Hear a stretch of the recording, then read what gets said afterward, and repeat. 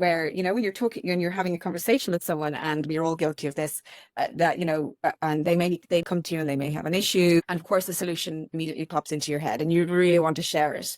Well, what I ask people to do is to just imagine that they have a little vault beside them and they put the solution in the vault and they listen and listen and listen until they are fully sure that that person has said everything they need to say. And then they're allowed to take the solution out of the vault. When we schedule meetings, we would schedule them in a way that invites people to start thinking about the solution. So for instance, right, how can we,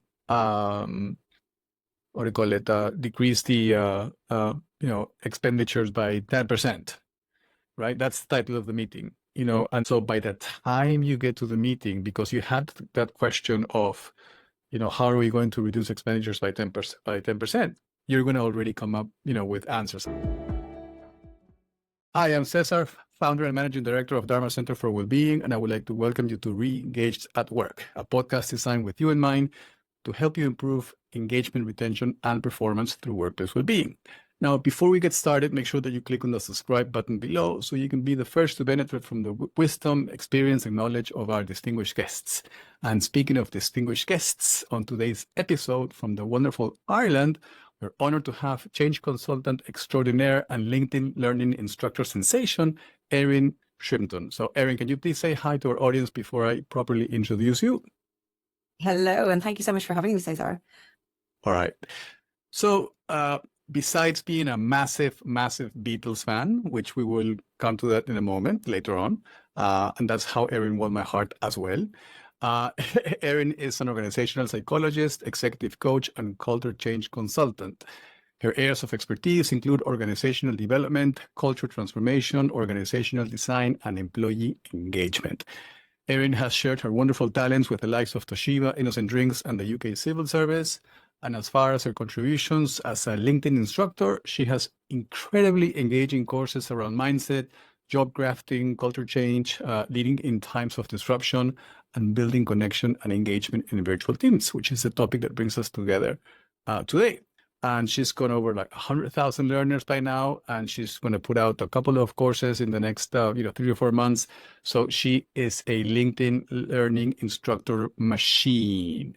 And of course, because of her talents, I mean, she's done wonderfully well in that space. And that's how I came across Erin. And I said to myself, she has to be on our podcast because she has so much to contribute.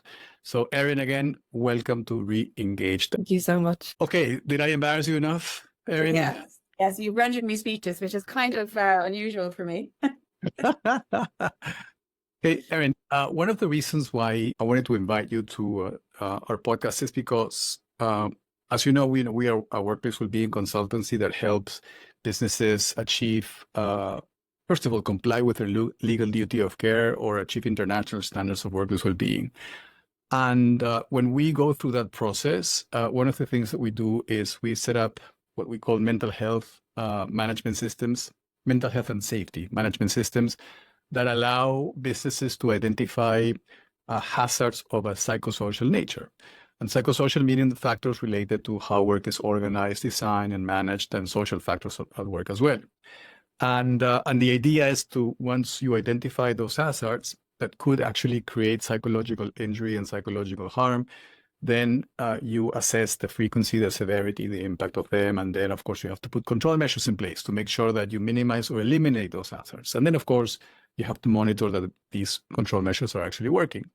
And one big psychosocial hazard that's obviously kind of magnified in the last 3 or 4 years is social isolation, and social isolation for a number of reasons, including, of course, virtual work, whether voluntary or whether kind of forced, that has created a bit of an issue. And it's interesting, and we'll come back to this statistic in a moment, but I don't know if you know this, but the rate of loneliness is actually increasing in the world, and it was increasing even before COVID, and after COVID, it's now even worse. And we'll delve into that in a moment. So that's why I thought that bringing you to today's episode was absolutely imperative, because I think that leaders, employers, people managers, and leaders in general actually need to know how to build connection and engagement with remote teams. To foster engagement, performance, and of course prevent social isolation, which we will talk about the effects of that in a moment. So, from your point of view, Erin, why is it so important, to actually really understand how to build connection and engagement with remote teams? It's just so important, as you say, and I think it's one of those things that we didn't know what we had until it was gone, because it was, the world of work was, it was moving towards a more virtual model for sure before COVID happened. But most of us, when we were going to work, or when we were working in some way, shape or form, we were going to a workplace, we were seeing people. And obviously during COVID, then we had the absolute extreme of being completely isolated. And we knew, and we could tell immediately in that scenario that wasn't good for us. Now we're in a situation where, and for the most part, it's great, because we now all have more autonomy over our working lives. Most of us are working in a hybrid model, or most organizations are offering some sort of hybrid solution, which means that we have a little bit more power over where we work and when we work. And we know from a well-being perspective that having that autonomy is just highly correlated with well-being and engagement. So we know that is a good thing for us in lots of ways. However, the flip side of it is that many of us are working by ourselves a lot, whether that's remotely at home or remotely somewhere else. And we are not seeing our colleagues in the routine ways that we used to see them. So we're missing those, as Barbara Friedrichsen calls them, those micro moments of connectivity. So Barbara Friedrichsen, I'm sure you know her research. She is a social psychologist and does research in positive emotion. She's a big part of the positive psychology movement. And I just love, a lot of her research is around connection. I love the way she articulates it, micro moments of connectivity. So what she says is that even just having those immediate interactions every single day, like those little chats that you have with somebody at a coffee shop, or with the delivery driver who comes to your door, or in the workplace, a little chat that you have with somebody on a lift. Those little micro moments actually have an impact on the vagus nerve and in turn regulate the nervous system. And I have to say, I put that into practice. I always think about these things when I read these things in psychology, and I think, I wonder, does this really work in real life? And I have to say, often I find, sometimes I have to drop my kids to school in the morning, and often I'm so already thinking about what I need to do with work. And I'm thinking the last thing I need now is having to stop and chat with people because I'm so busy. I need to do work. And actually, I always realize when I do stop and chat to people, even if it's just those few brief conversations, it always elevates my mood. So the micro moments even are important, but we know also that just the benefits of human connection and the longer term and those deeper benefits of human connection are exactly what set us up to thrive as a species. It's literally what Darwin called out in his theory of evolution. That is how we survive and thrive as a species, is to, apologies, my even though my phone is on do not disturb, it started telling me about evolution.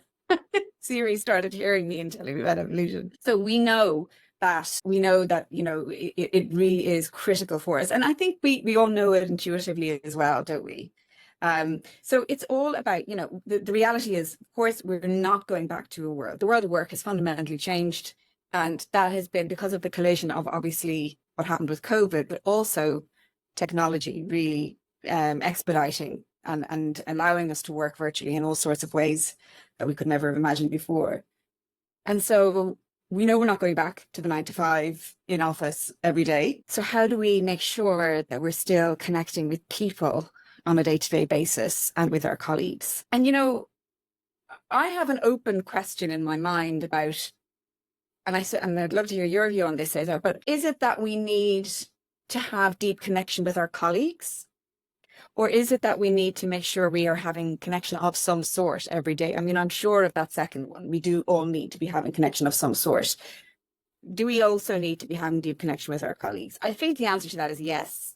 But, because there would be an argument to say that we could all work virtually and actually strengthen our communities instead and have that connection with our communities rather than necessarily with our work colleagues. Because I think maybe there is an argument to say that we went a little bit too far before, where we would spend all day, every day with colleagues and never see our family and our local community. So I'd love to hear what your thoughts are on that.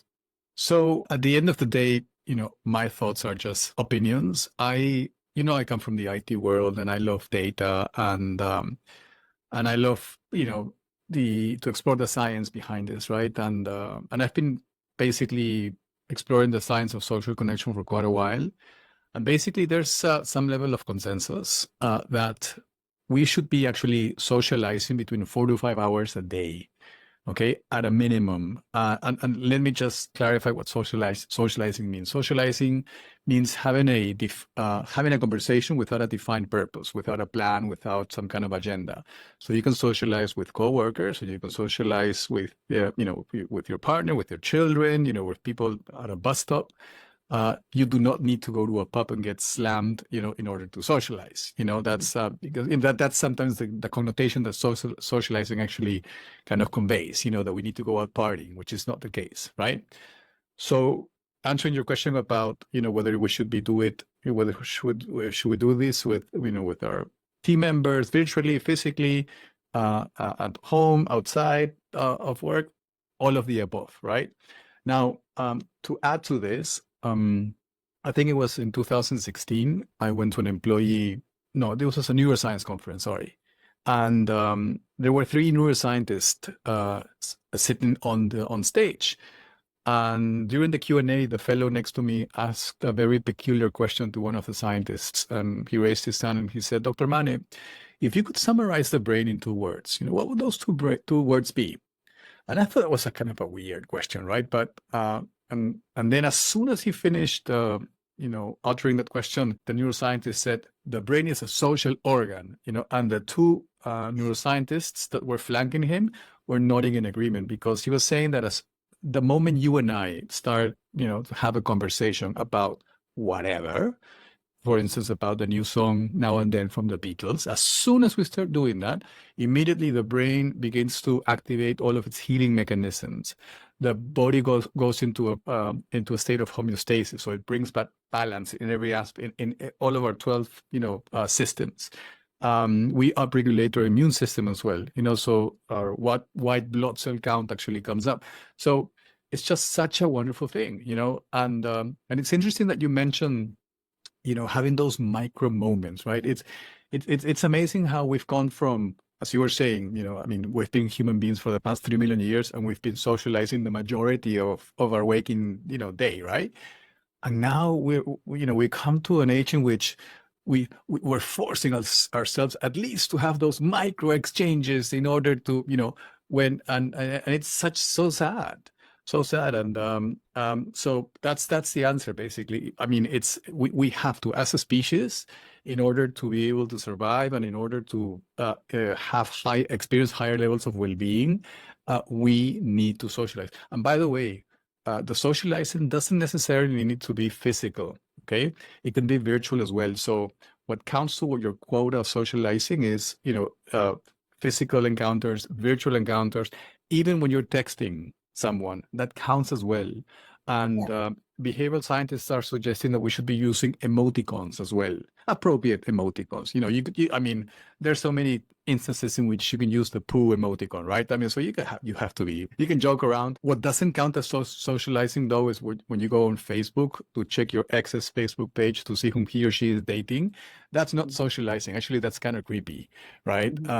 But anyway, so okay, I think we've arrived at the conclusion that socializing is actually required to enjoy this experience that we call life, is required to enjoy the work experience as well, and is required for our survival as well, right? Now, let's, and we're going to come back and forth, but I really want to start getting into the practical elements as well, Erin, as to for companies that have remote teams and they want to promote, this level of connection, right?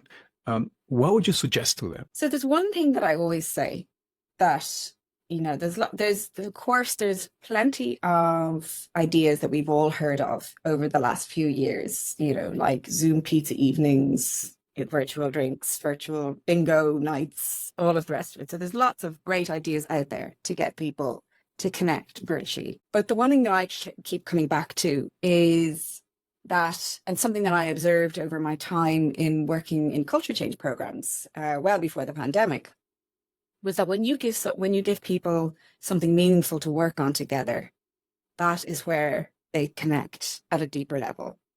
And the most meaningful thing you could probably give people to do right now is to redesign their experience of work so that they are better engaged, so that they are connecting better with people. And we are in this very unique moment, and we have been in it now. I think we're kind of, over these few years, I mean, this transition is going to take a few years, isn't it? It's never going to just happen overnight.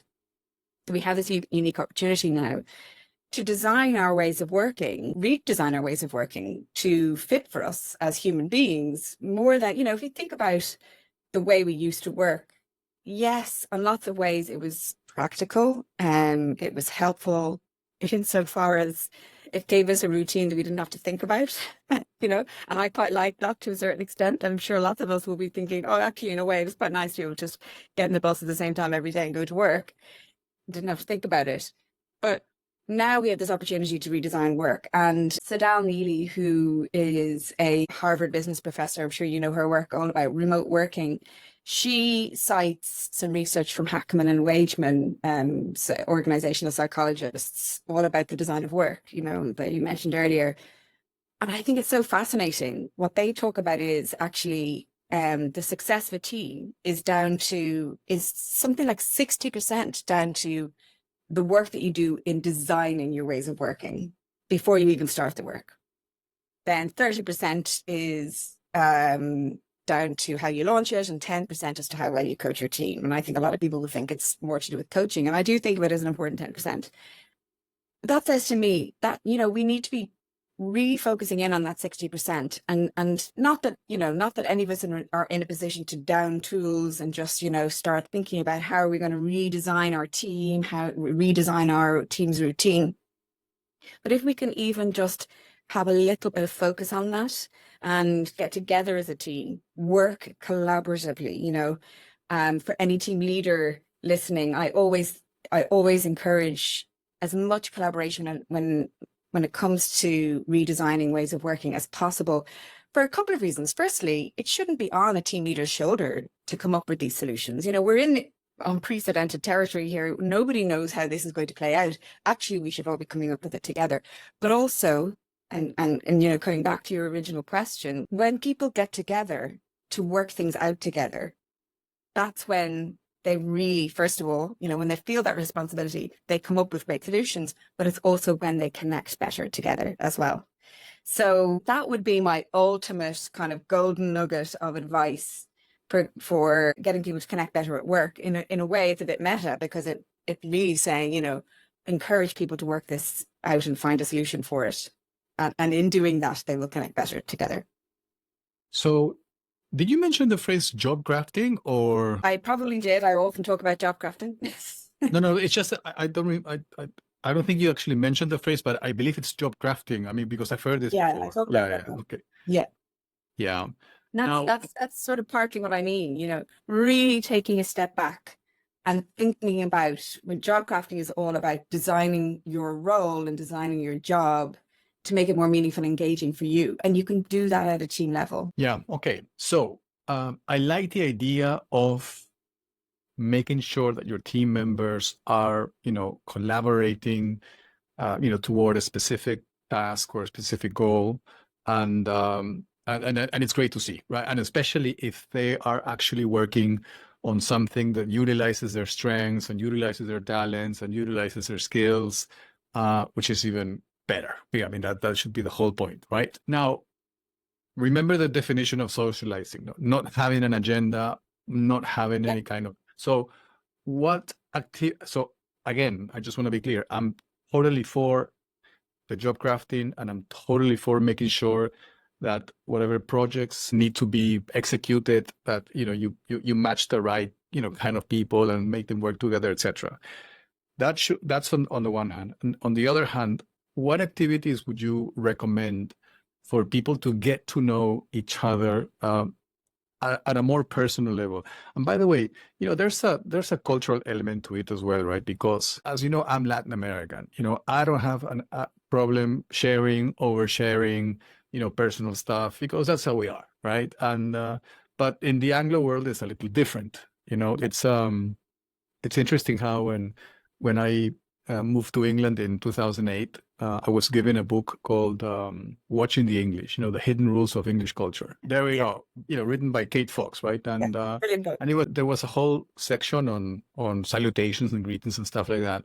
And Kate, this English anthropologist, was saying, beware, how are you is not a question in England, it's a greeting. You're not supposed to actually answer the question. So if someone says, how are you? You're supposed to say, I'm fine. How are you? And the person says, I'm fine. And then a bit of weather speak. And then you go into business, right? But of course, I'm Latin American, and if you ask me, how are you? I'm going to tell you about how my sister did this to me, and my mother, and my cousin who visited, And so that was a bit of a adaptation process for me when I came to England, right? And so again, what can we do to go beyond the pleasantries, beyond the weather speak, to start forming, in addition to our collaborative projects, what can we do to enhance and foster a connection that goes deeper than the work that we're tasked to do? Yeah, and it is harder in a virtual setting because, when we're together physically in a workplace or, in a coffee shop or whatever it might be, you have a little bit more of that sort of dead time where, you're not always talking about the agenda points, and you might be waiting at a corridor, waiting to go into a meeting room, and you're asking, oh, how is your sister or whatever. That's, those kinds of things come up more. But in a virtual setting, you're less likely to make small talk, basically, because, everything is so scheduled. So I suppose there's a couple of things there that I've seen working deliberately and intentionally hosting, and this is the word that comes up all the time, intentionally hosting a Zoom coffee where you can come onto the virtual space and there's no agenda, exactly as you described. So there's no agenda. It is literally just to catch up with one another. And some people find it painful, and you have to take that on board because some people really don't like it. And I understand that, but make sure that the option is there.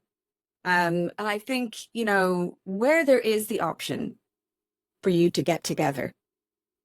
Now, I know this isn't an option for everybody because more and more there are real virtual teams and asynchronous teams as well, working globally. So it's not necessarily always an option. But where there is an option for people to get together, I do encourage doing that routinely. So, people are setting up anchor days in an office where they can get together. And again, setting aside time that has no agenda. That is simply getting together over lunch, whatever it may be, having conversations with one another, seeing how you're all doing. I always think it's really interesting as well, because one thing that I think we don't realize and that we forget to think about is when we're having conversations and connecting with people on a platform like Zoom, all you see of that person is this box. Oh, I think we talked about this the last time we caught up, César, because if you're going into an office, you don't necessarily always see the whole person. I know there's a lot of chat about, bring your whole self to work. You still don't always see the whole person, but you do see the person from head to foot. You see that they like wearing Nike trainers. You see that every day they bring a falafel in for lunch because that's their favorite food. You start to see little signals about people that tells you something about that person. And that is how you start to make connections with people. That is how people start to form and feel a sense of belonging, because they start to make these connections And this is exactly how we found out that, I found out that you loved the Beatles because I can see in your background of your Zoom that you've got the Yellow Submarine. And, so that's why I'm always encouraging people. And I'm not doing a great job of it here, actually, to be honest, although I always have my mug with me, which has the little drawing of London on it, because I lived in London for a long time and it's my second home and it's, something that's important to me. Always have something in your Zoom box that says something about you, because that really helps you to make those connections with people. And by the way, That's an addition. that, there you go. I need to up our Beatles paraphernalia game here. Yeah. I'm really not cutting short here. So Erin, yes. So for instance, I'm going to share a best practice that I do with my team, right? So every week, there's half an hour that we get together. No business is discussed, except I just give an update toward the end of this particular call, just in case if anyone has any questions. But we call it the sweet and sour. We call it team meeting. So basically, you'd come and you would share a sweet moment and a sour moment of your work, and a sweet moment and a sour moment of your personal life. And it's interesting how the level of sharing has been increasing over time. And then what's really moving is the kind of support offline when, for instance, my project manager has a broken elbow, someone crashed into her car, and she's lost her voice, all in the space of like 6 weeks, right? And then there's other stuff that has happened that I cannot share, but they share it, and they're super vulnerable as well. And what I like is not just what happens during that time, is what happens after, that's shared, and we've got in Slack what we call a daily stand-up as well, in which every morning, it's just 4 questions. What are you going to be focusing on today? Have you got any blockers? What's the emoticon that represents how you feel today? And what are you grateful for? Right. Mm-hmm. So we've got that mechanism, and everyone does it. And sometimes I've showed up as a blocker, by the way, which César hasn't approved this. Yeah. Okay. Whatever.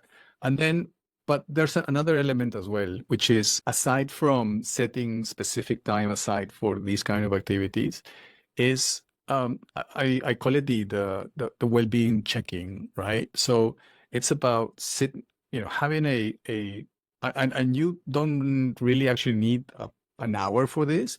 Is just have a call with someone and with one of your team members and say, hey, first, can we actually spend the first 10-15 minutes, just doing a check-in? And then again, if you do not know how to go about, these first 10-15 minutes, have a set of questions, already prepared. Like, for instance, how are you doing? How are things? How are you getting on with things? Are you able to, are you enjoying your work experience? Are you enjoying your hybrid experience? Do you have boundaries in place? Are people actually respecting those boundaries? Are there any boundaries that I should be aware of? Because at the end of the day, the whole point of the conversation is for the person to really enjoy the experience of work and really enjoy the experience of life. And as you know, Erin, the number one reason why people stay in a job is because of their manager. And the number one reason why people leave their job is because of the relationship that they've got with their manager. And something that I was once told a while back, and I see it all the time, is people do not care how much you know until they know how much you care. Do not care how much you know until they know how much you care. And I've seen that over and over and over again, but the caring needs to be authentic, it needs to be real, it needs to be genuine, right? So having those well-being check-ins, whether you call them that or not, doesn't really matter, but really knowing the answers to those questions, from all of your direct reports. Otherwise, they're just going to be people doing tasks, right? And if that's the way you want to lead, then okay, you'll be just another, manager of a lot, right? But if you want to step into that space of having those really mindful, heartfelt conversations, and as you were saying, Erin, some people will feel a little uncomfortable. Like there was a friend of mine, a good friend of mine in England, that says, my manager has been asking me these really weird questions. And English, by the way, English friend of mine, right? What weird questions, Jason? well, he's asking me how are things at home, and I just don't know whether he should be asking me that, you know. But I know that he's trying, and so I'm gonna keep on letting him ask these questions, you know. And now it's been months, and he has, developed a second level relationship with his manager now, right? And although at first he was a little uncomfortable, he realized that the intentions were genuine, and now, we've spoken about dedicated time, with the team. We've spoken about well-being check-ins. We've spoken about, and you mentioned this, which is very important, which is the team members actually taking responsibility as well for creating an environment in which social connection is actually promoted and strengthened, right? What other dynamics, what other things come to mind, Erin, when it comes to promoting, and we can go beyond the social connection, by the way, if you want, else can we do, to manage hybrid teams in the most effective way possible in today's time, Erin? I think another technique that I find myself speaking about a lot at the moment actually is coaching. Because, and this isn't just necessarily for leaders, it's really for actually everybody across a team to be able to listen actively to one another. Because again, when you're in a virtual setting, the rules of communication are a little bit different, aren't they? It's like we're getting used to it. We've learned very much how to communicate in this way, but it's still a little different to what it would be like if you were communicating in real life. So making sure that, for example, let's take active listening as a good coaching technique to focus on. And we know active listening is so important for building trust, for helping people feel empowered. And it's kind of my go-to recommendation when it comes to building engagement and helping people feel stable during times of disruption as well. And sometimes when you're in a virtual setting, you may well be listening, but it's not as obvious to the other person because you can't see their social cues. So actually being a little bit more active with the way you are listening, like physically active, and making sure you're playing back, actually, as you've been doing beautifully during our conversation already so far, making sure you're playing back what the person has said to make sure that you've understood correctly, those kinds of techniques. I have one that I like using. I call it the solution vault, where, when you're talking and you're having a conversation with someone, and we're all guilty of them, they may come to you, maybe as part of one of those well-being check-in conversations, they may come to you and they may have an issue. And of course, the solution immediately pops into your head and you really want to share it.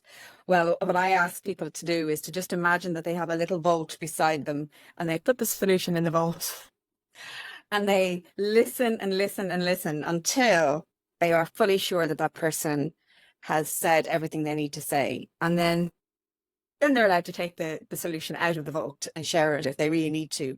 But actually, by that point, if they've asked the right questions and given that person enough space, often the person is the key pushing, often they find that the person has come to that solution themselves. So I think, through virtual work and managing and leading a virtual team really effectively, coaching and active listening is so important. Because one of the other things, of course, that we have to rely on through virtual working is making sure that somebody feels that they're empowered to do what needs to be done. We're no longer sitting amongst each other at a desk. I can't just shout over to you and say, hey, what do I need to do with this spreadsheet? I need to come up with that solution myself. I can't be constantly calling my friend or my colleagues to ask for, and my line manager to ask for the answer. So I need to feel more empowered to own my own work more than I used to. And again, coaching and asking great questions and having these brilliant coaching conversations with our people on our teams is a really good way to do this. So I think that's, for me, one of the big things with the transition to more virtual work and the transition to hybrid work is thinking of ourselves less as managers and more as coaches. All right, let's shift gears now to how to better use the technology available to us as well to promote engagement, right? So for instance, of course, everyone knows by now the typical features of a video call. You see the other person, you hear the other person, but what about, I mean, and obviously these technologies have improved over time, right? Now you've got whiteboards, and you've got Slido, and you've got polls, and you've got, so are there any one, two, three, four features of the technology available to us today that you think that we should be using more in order to, improve the engagement that we have, in order to collaborate, in order to share ideas? And what's in your mind around technology, Erin? I have to say, I mean, I'm just a big fan of the basic Google Doc. I think, that's what I come back to most when it comes to collaborative working. Of course, Zoom technology or Teams or whatever your video platform of choice is. Where would we be without it? Another one that a little bit sort of left field, I guess, is the WhatsApp voice note, because going back to connection and well-being, I think the WhatsApp voice note has a huge role to play in, those moments where you need to think through a problem and you might not be, maybe you're working asynchronously with somebody, you might not be able to talk to them, or it might not be the appropriate time to have a phone call or a Zoom call, but you need to think through an issue. A WhatsApp voice note is such a brilliant way of allowing yourself to get the thoughts that are in your head out of your head and into somewhere else. And it works on loads of different levels. I use it even with friends to kind of talk through things that I'm experiencing in my life, but also, with work as well, to talk through work issues. And to know that there's going to be somebody else at the other end listening. I think it's a really, and so it may not be WhatsApp that you use, but basically voice notes I think are a really brilliant tool available to us now. So those are the ones that I kind of rely on most, to be honest. I don't know. There may be others that you could share with me. If you have any, I'd love to hear them, because there may be others that I haven't heard about yet. I agree with you. I think we need to really master the basics. Google Docs, whiteboards, breakout rooms as well. I love breakouts.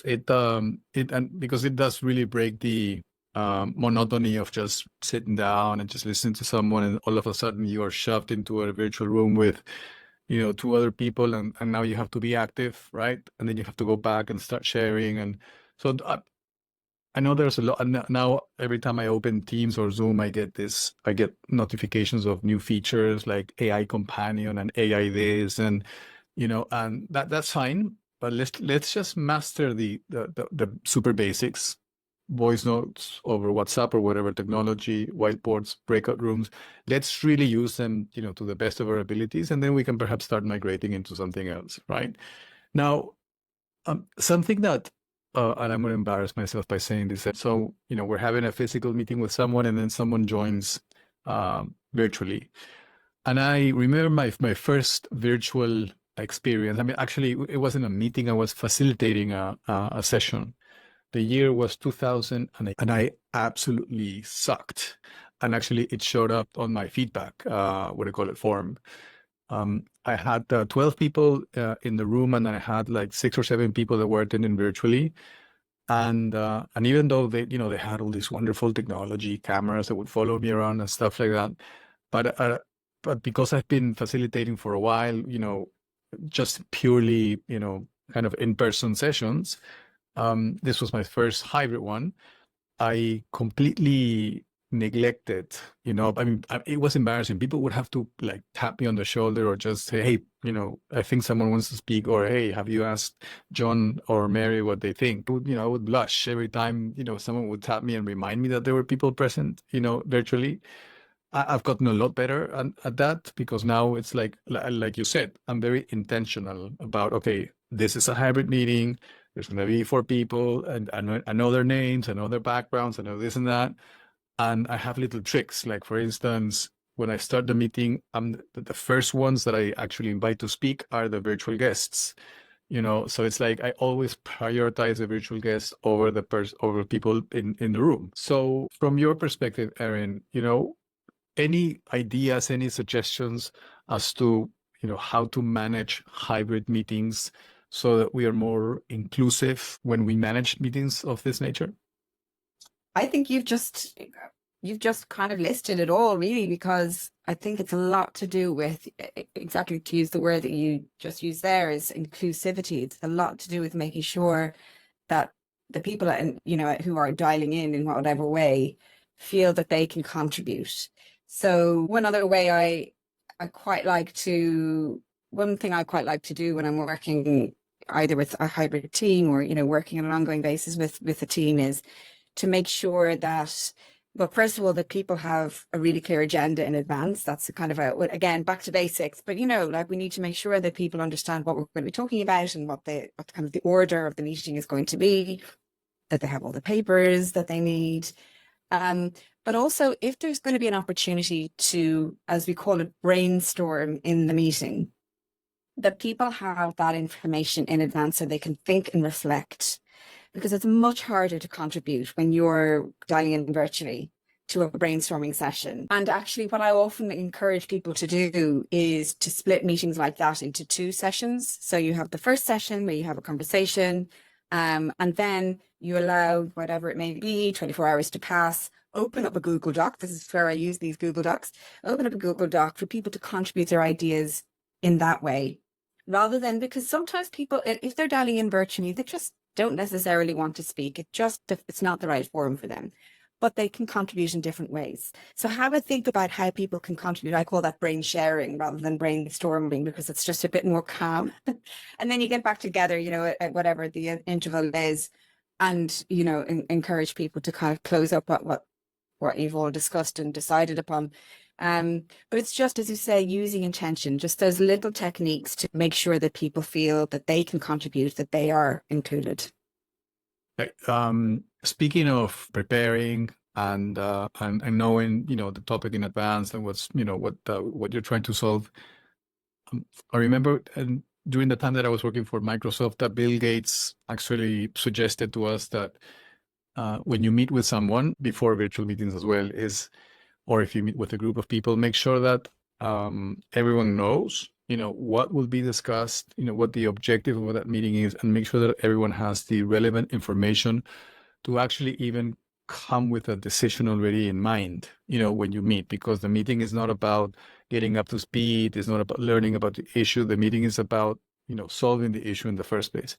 And one thing that I started implementing based on that suggestion was, when we schedule meetings, so we would schedule them in a way that invites people to start thinking about the solution. So for instance, right, how can we,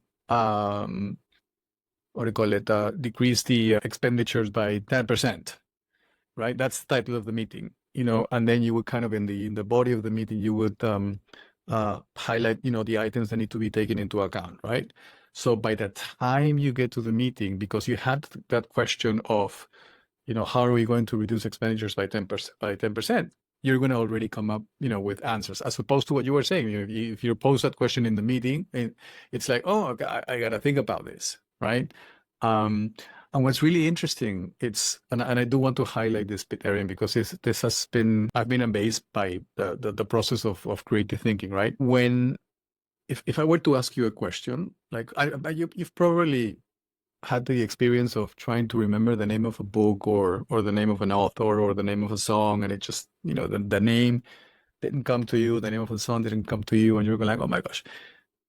The really interesting thing about this is that when you are actually actively trying to remember, the name of the book, the author, the song, or the banging tune, you're actually utilizing glucose. So your brain is actually burning up glucose to, try to arrive to, at the answer. But when you say to yourself, okay, you know what, this is really frustrating, and this is really stressing me out, I give up. The moment you do that, the brain actually stops using glucose for that particular function. But what's interesting is that your mind hasn't really stopped the search. Now, what baffles scientists is that there's an aspect of your mind that is actually, still working, but it's not utilizing, any energy. It's like you've set the intention, and the intention goes into, some level of your consciousness that doesn't require, the consumption of energy. And then what happens?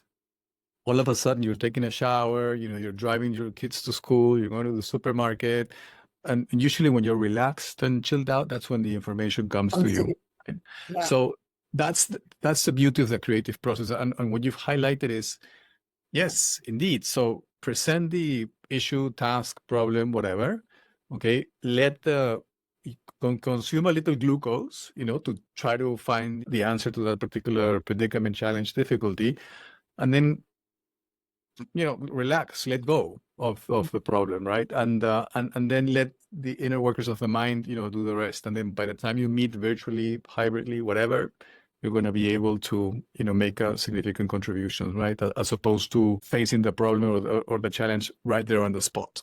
So that's Yeah, really good advice. and in that scenario, it's always the people who can think on their feet quickest. They'll be the ones who will speak most, of course. And, but well, obviously we know that doesn't necessarily mean that they're always going to come up with the best ideas. So not that they won't, maybe they will, but it's just to make sure that everybody is included. You have to make sure that you're including and allowing people who think all sorts of ways to contribute.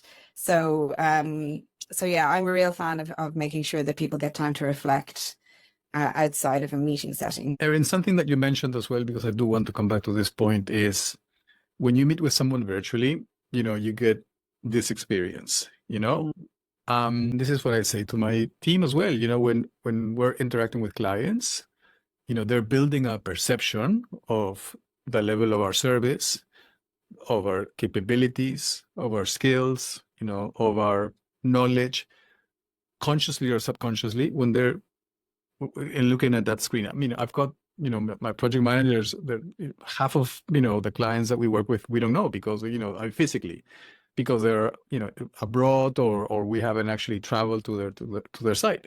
So it is important to make sure that, you are seen clearly and that you're heard clearly. And I don't buy this, you don't have to have a podcast, a professional podcast microphone in order to communicate clearly. You can go to your local electronic supermarket or an Amazon and you can get a USB microphone, for 10 euros or 10 pounds or, or $15. And that's more than enough. And you'll come across loud and clear. What do you, and this is a question for you, right? And a comment as well at the same time. The role of perception, in today's, it's always been like that, but especially in a hybrid environment is huge, because I've made decisions not to buy something from someone or interact with someone because of the way they came across, through the crappy technology that they actually have. Because my thought was, if this person doesn't really pay attention to how he or she is coming through, as you were saying, through this little window, how are they going to best represent my interests? What do you think the role of perception is, and what would you suggest to people that have an online presence, when meeting with team members, clients, partners, stakeholders? What will be your message to them, Erin? Oh, I completely agree with you. I think it's really big because, as you say, this is, in some scenarios, this is all we've got. It's, the little window of Zoom or whatever it may be, or, your communications via email or Slack. But you have to have the balance, right, don't you? Because we have to have a world, but there's sometimes I think, when we're only looking at the virtual world, sometimes we see only a very overproduced world. And I think, going back to some of the things we talked about earlier, we also need to see ourselves as human beings as well. So my advice on that would be, make sure that your background looks professional, that it is, pretty clear, there's not too much clutter going on, but equally don't be afraid to show a little bit of yourself in the same way. Just think about it as the same way as you would if you were walking into an office. If you were walking into an office, you would present yourself well. You would not go in your pajamas. You'd present yourself well, of course. But also you'd probably wear your favorite scarf, you'd wear your favorite color. You'd, you know, like I said earlier, you know, you might bring something with you that shows a little bit about yourself. So make sure that there is still a little bit of yourself in there as well. I think that's really all we can do. And the other thing I suppose I would add to that is, if you're somebody who finds it tricky in a virtual meeting setup, you know, where there's a lot of people, and if you're somebody who finds it hard to contribute in that scenario, don't be too hard on yourself, because I think, you know, a lot of people find that quite hard. But make sure that you're connecting with people in your organization and socializing with people, maybe even outside of your organization as well, intentionally. So by that, I mean, connect with people who are in your organization and ask them for a Zoom coffee just to find out what they do, and have those conversations. So you can then present your brand as, you know, as a colleague, to people who are within your organization in a more one-to-one way. Because we can't all find ways of presenting ourselves in those big meeting setups. That's too hard.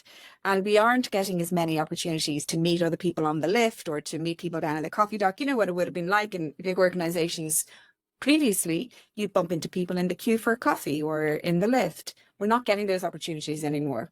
So I would add to that, to make sure that you are, you know, really getting yourself out there to meet people across your organization, and not just staying within your team, because there's such benefit in, you know, learning from other people who work within your organization. You learn more about what the organization's doing outside of your team, and that's really beneficial. You learn more about the culture of your organization. You might find a great mentor, somebody outside of your outside of your team, and also, of course, you're making connections with other people. So, you know, there's the professional benefit to that, but there's also the, as we discussed earlier, the well-being benefit to it too. So that's another thing I would always recommend. I cannot get out of my head the example that you gave about when you meet someone in person. You know, you get to see what they're wearing. If they're wearing, you know, New Balance or, you know, Nike, you know, trainers or whatever. I don't know what you'd think of me if you were to see what I'm wearing right now. My Chewbacca slippers. They're so comfortable. You know. I mean, this is it. When we are working virtually, I think we all have permission to wear the most comfortable slippers. That's for sure. I don't think anybody would blame you for that, especially Chewbacca ones. They are fantastic. My kids would love to chat to you. If they knew that they existed, they would be all over it. They would love those slippers. Drop me a line after the episode, and I'll tell you. I'll share with you how to get them. Where to find them? Yeah. So, Erin, I just want to close with a couple of things, right? And I want to go back to the original thread about the importance of social connection. Right now, we are experiencing a connection paradox. What do I mean by that? We have all of this wonderful technology that allows us to connect and to reach out to anyone 24/7. And like I said before, you know, the rate of loneliness is actually increasing. And I just want to help people understand the perils of actually experiencing chronic loneliness. So the U.S. Surgeon General he's just I think he's about to publish a book on the topic, and I heard him say that experiencing chronic loneliness is as damaging as smoking 15 cigarettes a day. Okay, that experiencing chronic loneliness, the amount of cortisol that we actually secrete when we experience that, is the same. It's almost the same as the amount of cortisol that we secrete when we get punched in the face, and cortisol being the stress hormones. I mean, that's how bad it is. And I need to make sure that we clarify the difference between loneliness and being alone. So being lonely is an emotional state, and being alone is a physical state. So feeling lonely is a perceived lack of connection, right? So literally, you can be alone in the Himalayas, all right, and completely by yourself for a couple months and feel completely connected to your network, to the world, to those around you. And the other way around, you know, you can be physically surrounded by people in a room and feel lonely, right? And, you know, if you just, you know, look at all of these influencers and Instagram stars and stuff like that, you know, they've got millions of followers. Oh, I'm so lonely today. You know, so it's imperative that we, as leaders, as employers, and as you rightly say, as team members as well, you know, we take the responsibility to promote connection, but connection, at a much deeper level. You don't need to have a super best friend. I mean, it would be great if you have best friends at work, but just take the relationship one level higher. At least that's it. And we've got the technology, we've got the tools, we've got everything at our disposal in order to to do just that. So no excuses. So Erin, I'd like to put you on the spot. So I'm going to ask you a couple of questions, and let's see what you have to say about these questions. So number one, can you name 2 heroes, past or present, that have had a massive influence in your life, whether professionally or personally, or one? Well, I'm going to have to say John Lennon, aren't I? Given the Smart lady. given the context that has already been set up. I mean, I think, even watching, some of the footage that we've been so fortunate to have seen in more recent times, the Peter Jackson documentaries, and obviously, as you mentioned earlier, the Now and Then song and the video there. I think the combination of Lennon and McCartney and their creativity and how they, created and revolutionized music in the way that they did was just such a lesson for us all, in their collaboration. And so I suppose, personally, that's been an influence to me in the fact that music has played such a big part in my life as well. And probably my biggest influence on it from a career perspective is my colleague and good friend Gemma Lee Roberts. She is also an Learning learning instructor, and we met many years ago in our we did our masters together. We did our masters in organizational psychology together, and our careers have sort of intertwined ever since then. We've obviously, having done the same masters, we've worked in very similar fields. But she has a phenomenal catalogue of courses on LinkedIn Learning and a brilliant newsletter on LinkedIn. And I can genuinely attest to the fact that she's just a brilliant coach as well. She has a great way of her podcast, and her newsletter is called Mindset Matters. And she just has a brilliant way of reframing things and challenging mindset to set yourself up for success. And she's really been such a brilliant coach and friend to me over the past few years. I've learned so much from her. So I have to say she's been a great mentor and colleague for me over the last few years.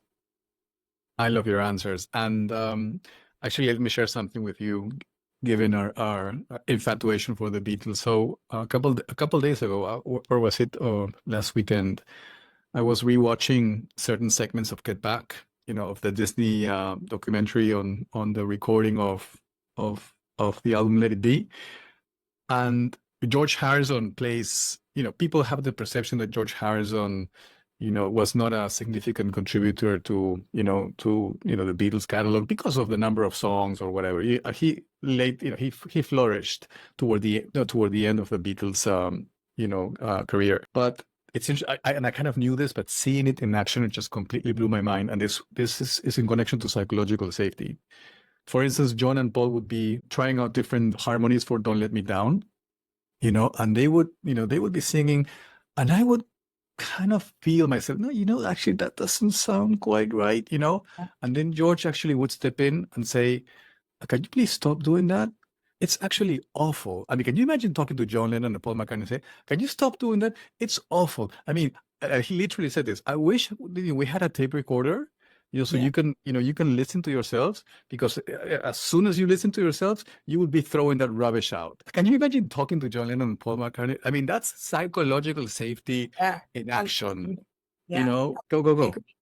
I think that's why we owe Peter Jackson a huge debt of gratitude, because he has shown to us that actually the big narrative over the years has been that the Beatles never got on, and that there was, a huge rift. And of course, yes, there was, they, of course, like any group of people who've been thrust into this situation as they were for many years, they had some fallings out.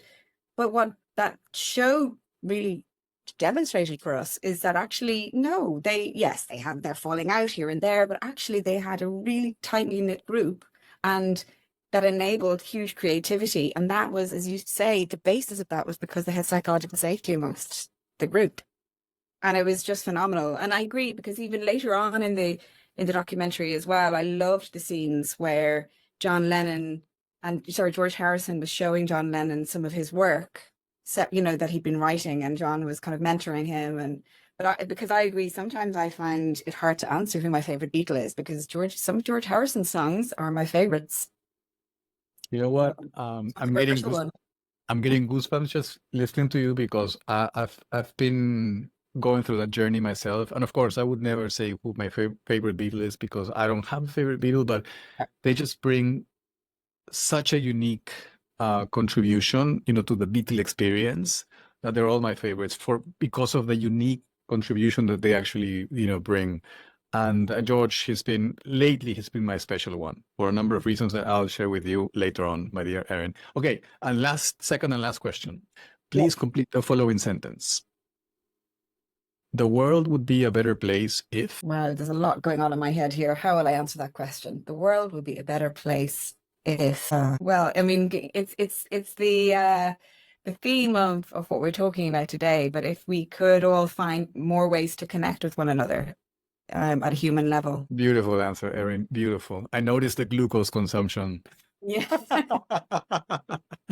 Fantastic. Well, Erin, you know, thank you so much, you know, for taking the time, you know, to be part of this episode. Thank you for sharing your knowledge and your wisdom and your experience. And I'm pretty sure that your details, you know, will be available in the description. And for all the listeners and viewers, I mean, check out Erin's courses on LinkedIn. They're absolutely fabulous. You know, there's short courses, you know, 45 minutes, but they're, you know, but absolutely full of nuggets. You know, sometimes when I listen to Erin's courses, I try to identify sentences or words or phrases that are kind of fillers, and I couldn't find a single filler in all of your courses. You know, very methodical, very meticulous. You know, every sentence, you know, has, you know, a lot of value. You know, and in today's time, when everyone's trying to learn, you know, in such a short time, you've nailed it with your experience. And I'm so happy that LinkedIn keeps on believing in you and investing in you, because you're an absolute gem, Erin. So